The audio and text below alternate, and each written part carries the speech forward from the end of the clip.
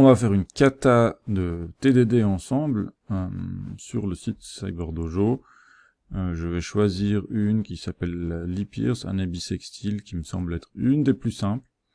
Et on doit écrire une fonction qui retourne vrai ou faux selon si son input est l'entier pris en input en paramètre, du coup, est une année bissextile ou pas.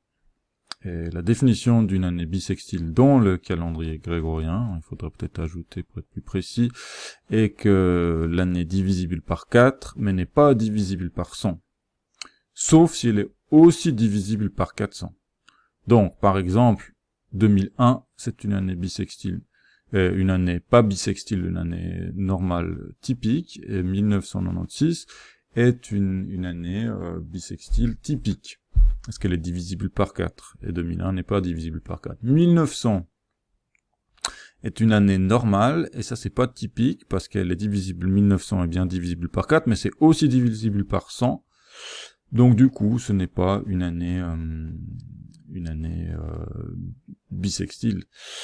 2000 par contre, comme 2000 est divisible par 4, par 100, et mais aussi par 400, elle est quand même bissextile. Donc on va faire ça graduellement. Je vais d'abord choisir la technologie. On va prendre Python Unit Test. Je vais faire ça en solo. On y va. Je vais utiliser la fonctionnalité de prédiction, où à chaque fois quand je lance le test, je dois prédire quel est le résultat auquel je m'attends. Je vais renommer ce fichier-là. Je vais l'appeler Leap Year. Ce fichier-là également, on va tester quoi? On teste Leap Year. Et puis, il faudrait que je me pose quelques questions de conception de mon programme. Puisque l'avantage de test, de développement piloté par le test, c'est que on doit en permanence se poser la question sur comment créer un design qui soit extensible, modulaire, flexible et généralement de meilleure qualité. Ici, bon, déjà, on va dire tout ce que je vais tester, c'est Leap Year. Et puis je vais aller pour l'option d'une méthode instance. Donc ça, c'est un choix qui est certes discutable. Je choisis ici la méthode instance. La méthode instance parce que, entre autres, les personnes qui sont le public principal, les étudiants de ma classe, doivent s'entraîner à faire de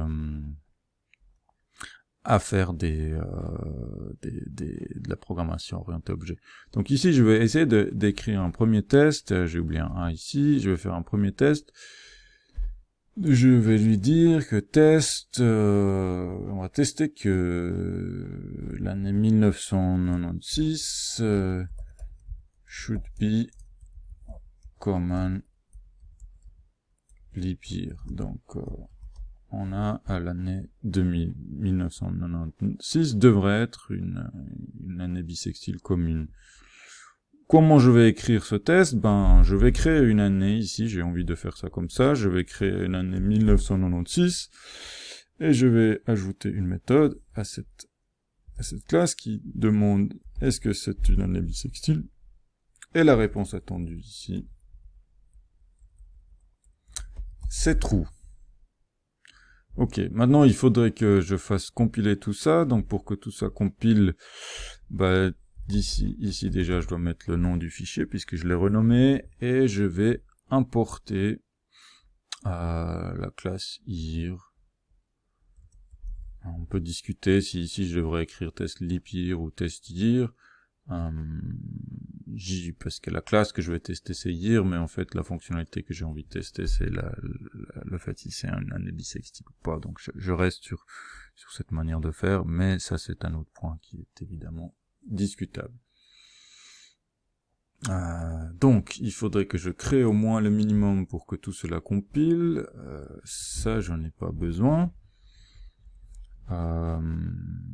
J'ai ma classe year ici, je voulais créer une fonction isLeap. Pour l'instant, je vais rien retourner du tout, je vais faire juste pass l'instruction vide. Et puis, comme je veux passer un paramètre, je dois définir un initialisateur, enfin une méthode d'initialisation. J'ai un petit doute, je sais plus si c'est 2 underscore ou 1 underscore, je vais y aller pour 2, on verra si jamais c'est pas bon. J'ai trop l'habitude de programmes qui font l'autocomplétion. Donc ici je fais self year égale year, donc je crée un attribut year, et puis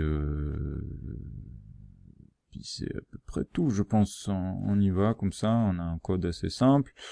Year, init, je regarde, test leap year. Donc normalement, quand je lance là, je m'attends à ce qu'il va dire ce n'est pas true, parce que en Python, la méthode elle retourne rien du tout, et none en Python est considéré plutôt comme faux. Donc je pense que si j'ai pas fait une faute de frappe, ça devrait être rouge.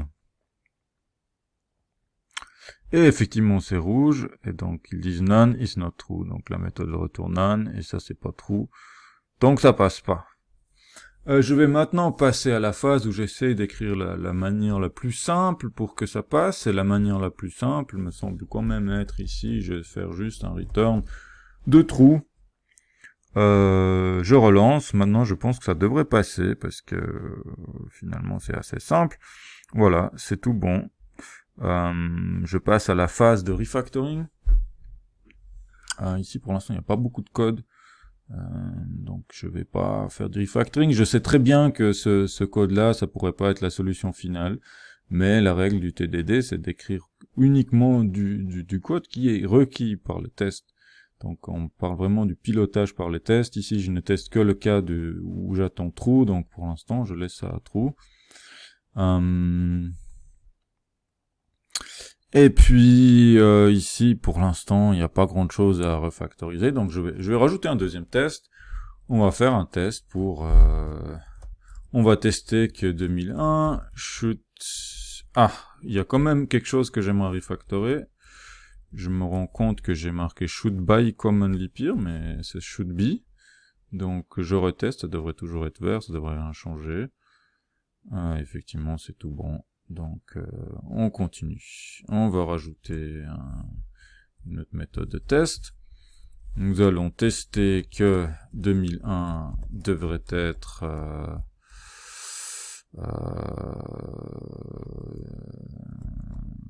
typical non-leap year. Alors, ouais, ça devient un petit peu bancal comme formulation. Should be typical non-leap year, ouais. En fait, ici, j'aurais dû dire should be commonly peer, mais en fait, allons-y encore pour une simplification, should be leap year. Voilà. On y va comme ça. Renommage, c'est un refactoring, donc c'est tout bon. Et je fais la deuxième. 2001 devrait donc être... devrait être... should not be leap year. Je dois rajouter self parce que c'est la règle en Python pour faire une méthode d'instance. Et puis cette fois-ci, je vais en false pour l'année 2001 qui est dans le titre. Et puis j'y vais, ça devrait pas passer parce que ici il va dire true is not false. Voilà, donc comme ça retombe true à chaque fois, évidemment que ça passe pas ici. Donc maintenant je vais essayer d'écrire le test le plus simple pour que ça passe. Donc j'y vais vraiment un peu naïvement. Je vais dire pour l'instant if self year est égal à 2001, return false. Voilà, et là ça devrait passer. Ok, c'est tout bon. Pour l'instant, refactoring, qu'est-ce qu'on peut se poser comme question? On peut se poser la question du double return. Surtout sur des méthodes plus longues, c'est souvent considéré comme une mauvaise pratique. Ici, c'est tellement petit, je vais pas m'embêter à faire des refactoring.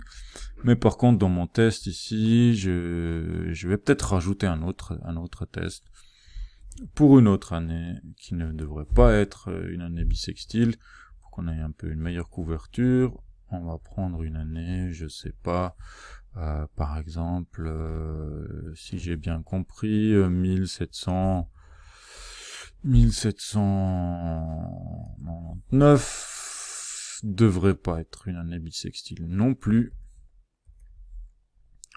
Ça devrait pas passer pour l'instant parce que ici on n'a pas, voilà, on n'a pas pour cette année-là, on n'a rien implémenté du tout. Donc je reviens ici, et là vraiment je reste très très bancal. Je rajoute juste le truc le plus simple qui me vient à l'esprit. 1799, il va faire un return false aussi. Et puis maintenant ça devrait passer, mais c'est clair que là j'ai un refactoring à faire parce que ça ne va plus du tout ici ce code là. Et puis il est peut-être temps de commencer à implémenter les règles qui sont dans le readme. Donc ils disent que c'est une fonction qui retourne true ou false. Donc un leap year is defined as one that is divisible by 4, donc divisible par 4. C'est le premier critère, on va se préoccuper que de ce cas-là pour l'instant. Donc en fait, je retourne quoi? Je retourne ici c'était true, donc si ce n'est pas divisible par 4, donc divisible par 4, ça veut dire que le modulo de 4 est 0, mais si ce n'est pas le cas, donc si c'est différent de 0, le modulo 4 de l'année est différent de 0, alors je retourne false, et sinon je retourne true. Je pense que maintenant ça devrait passer. C'est tout bon, mais je pense qu'on peut aller encore plus loin avec le refactoring ici, parce que quand on a quelque chose, un if qui retourne false ou true, on peut généralement le simplifier avec une seule condition. Je peux dire, si je retourne quoi? C'est une année bissextile si le modulo 4 si l'année modulo 4 donne 0, donc il n'y a pas de reste à la division entière, et je reteste, et tout passe. Donc ça c'est pas mal. Il faut maintenant qu'on commence à s'attaquer au cas un peu exceptionnel, c'est les divisions par les années divisibles par 100. Donc je vais prendre par exemple, disons, prenons l'année 2000 should, alors 2000 c'était un cas encore très particulier, donc 1900 c'était l'exemple qui est donné ici, 1900 atypical common year. Alors should be atypical common year. Et donc, nous sommes dans un cas où c'est faux, parce que ça doit être pas une année bissextile. Et on y va comme ça devrait pas du tout passer, parce qu'on n'a rien implémenté pour ce cas-là. Et effectivement, ça passe pas. Donc, qu'est-ce qui manque? Je vais lui dire, and not, alors qu'est-ce que je veux lui dire? Elle est bissextile si elle est divisible par 4, mais pas divisible par 100. Donc, un note, self, year, modulo 100,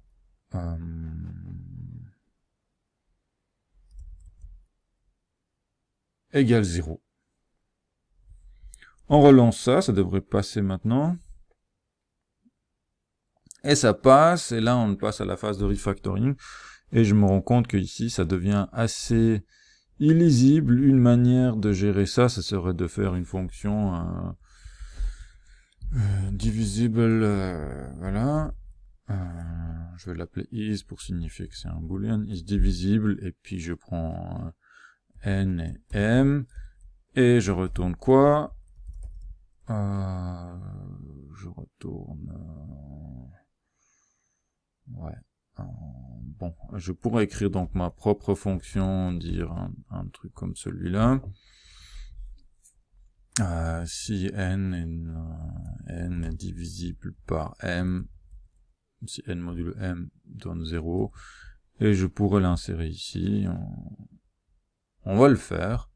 Je suis presque convaincu que le module math de Python propose un truc déjà fait, donc on va voir. Si c'est divisible par 4, and not.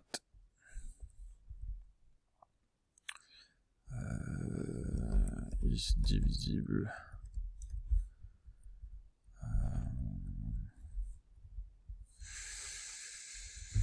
Je n'ai un peu mon code, il est devenu plus lisible.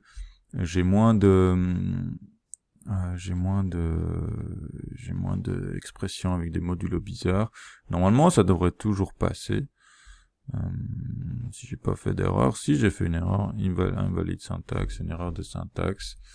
Voilà, j'ai oublié un double point. Dans la logique, normalement, ça devrait être bon, mais c'est pas du tout bon. Is divisible takes two positional arguments, but three were given, et j'ai fait encore une bêtise en termes de programmation. En objet Python, j'ai oublié le self ici.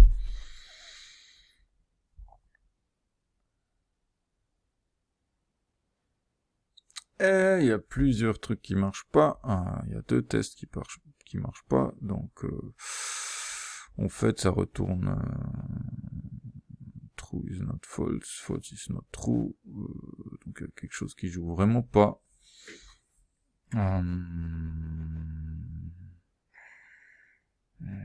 Si l'année est divisible par 4, et un note, j'ai supprimé un note.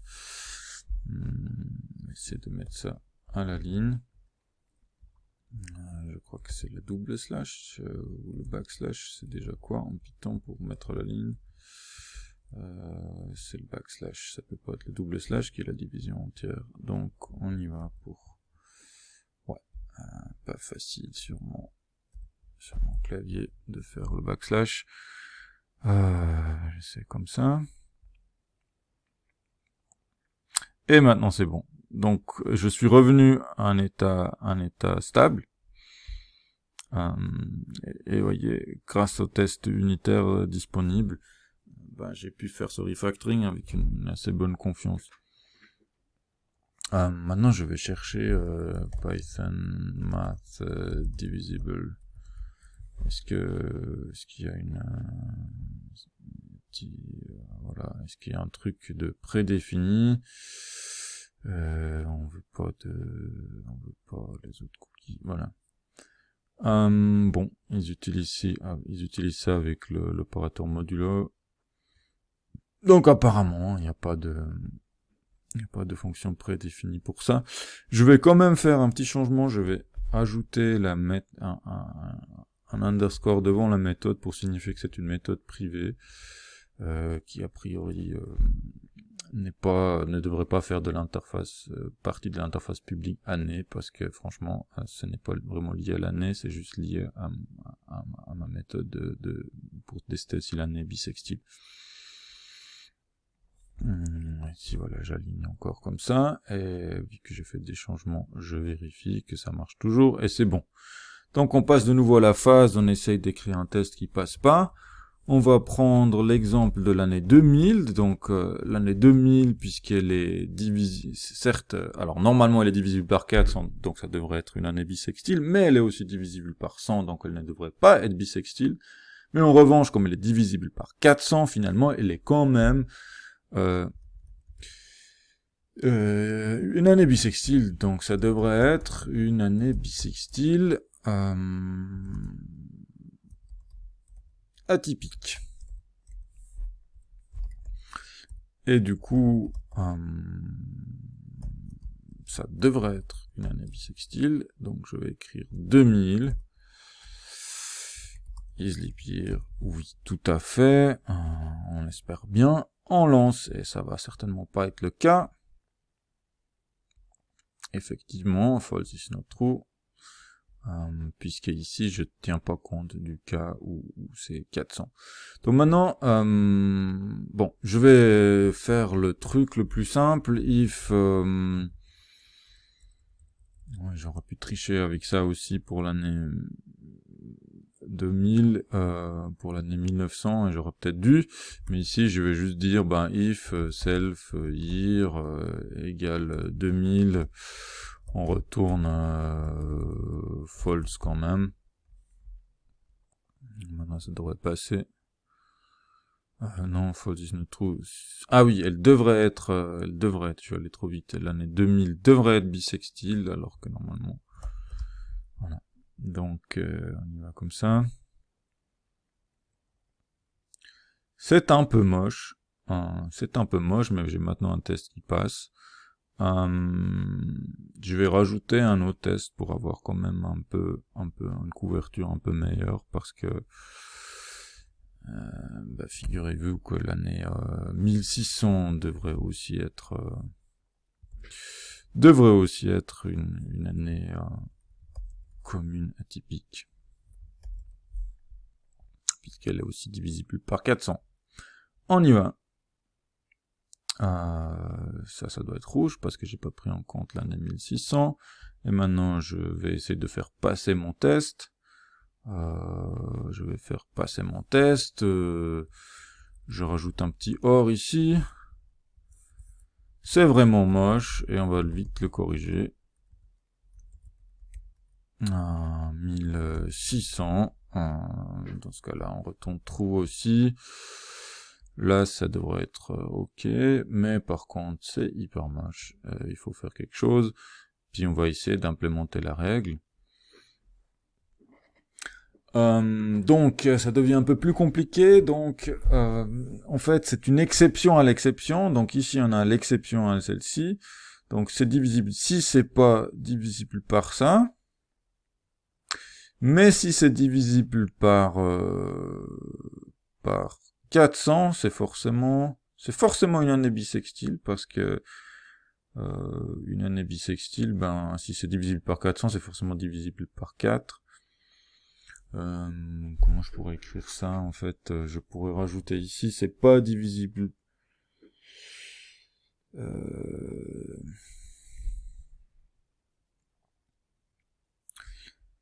Ok.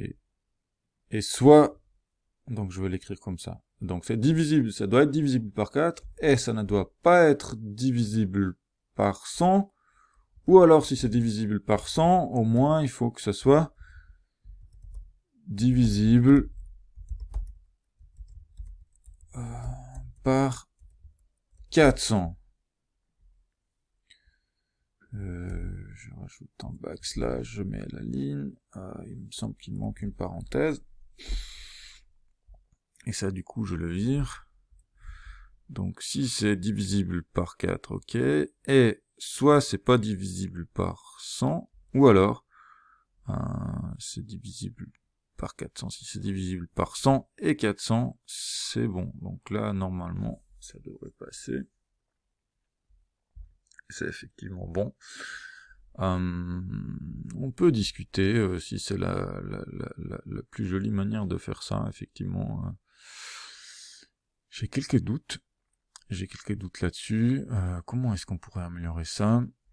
Je sens comme s'il y a quelque chose là entre les 4, les 100 et les 400, que peut-être la règle pourrait être écrite de manière plus simple, mathématiquement parlant. Mais je vois pas trop comment. Alors peut-être qu'on peut dire, on peut dire que s'il est divisible par 400, de toute façon ça passe. En fait, le OR, on pourrait le placer à un autre endroit. Peut-être qu'avec un peu moins d'imbrication, ça devient plus clair. Je suis pas 100% sûr, mais on pourrait essayer de faire comme ça, de dire, ben, soit c'est les deux premiers ici, ou alors, si c'est divisible par 400, c'est forcément aussi divisible par 4. Donc, si c'est divisible par 400, c'est de toute façon une année bissextile. Voilà. Qu'est-ce qui se passe si je mets tout ça sur la même ligne? Ça dépasse un peu.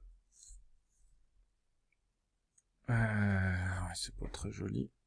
On revient.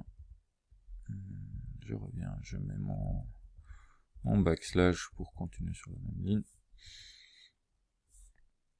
Par contre là j'ai supprimé une parenthèse en y allant. Voilà. Je fais un alignement ici pour que ça soit plus clair.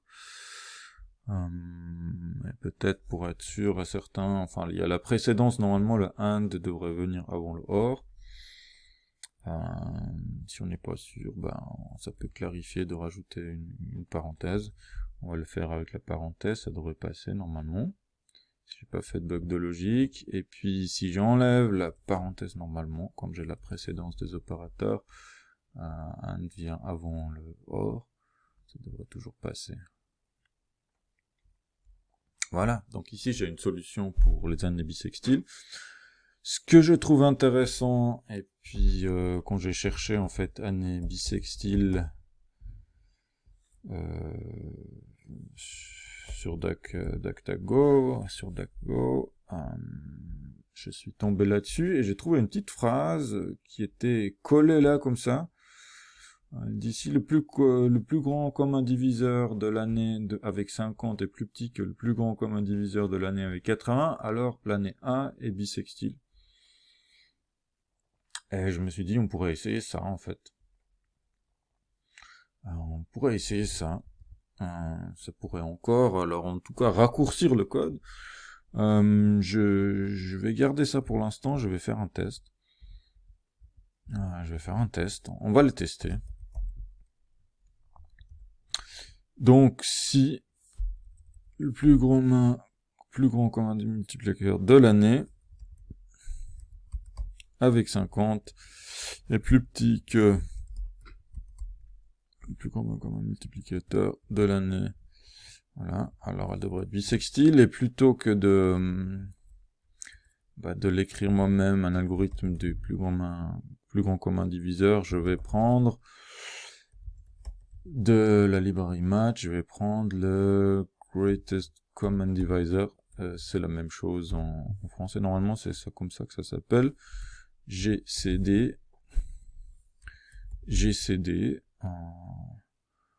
on peut essayer, du fait qu'on a une batterie de tests assez raisonnable, on peut se permettre de faire des expérimentations, et effectivement, il y a tout qui passe. Donc maintenant, je dirais, c'est vrai que ça c'est plus court, c'est aussi plus compliqué à comprendre. On peut en débattre en fait.